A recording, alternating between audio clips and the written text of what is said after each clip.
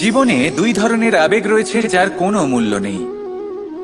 আমার কথার অর্থ এটা নয় যে এদের কোনো গুরুত্ব নেই, গুরুত্ব যথেষ্টই রয়েছে, শুধু এদের জন্য আপনাকে কোনো মূল্য দিতে হয় না।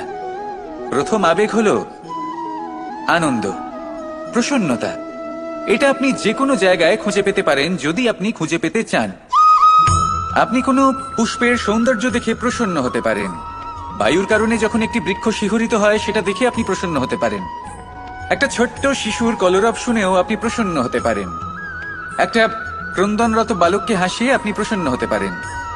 সবকিছু আপনার উপর নির্ভরশীল। সেখানে আরেকটি আবেগ হলো দুশ্চিন্তা। মানুষ বড়ই দুশ্চিন্তা করতে থাকে। আজ আমি এই কাজ করেছি, সেই বিষয়ে চিন্তা। আজ আমি এই কাজ করতে পারিনি, সেই বিষয়ে চিন্তা। কাল আমাকে এই কাজ করতে হবে, সেই নিয়ে চিন্তা।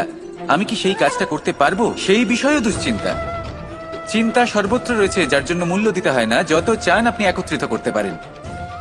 একটা গুরুত্বপূর্ণ কথা মনে রাখবেন, প্রসন্নতা জীবনের একটা নতুন সূত্রপাত, সেখানে দুশ্চিন্তা হলো জীবনের চিতার সমান। এবার এই দুটি আবেগ হলো মূল্যহীন, দুটোই আপনার সামনে আছে। কোনটা চয়ন করবেন আপনি, দুশ্চিন্তা নাকি প্রসন্নতা? সিদ্ধান্ত আপনারই। আসুন আর আমার সাথে ভালোবেসে বলুন, রাধা রাধা।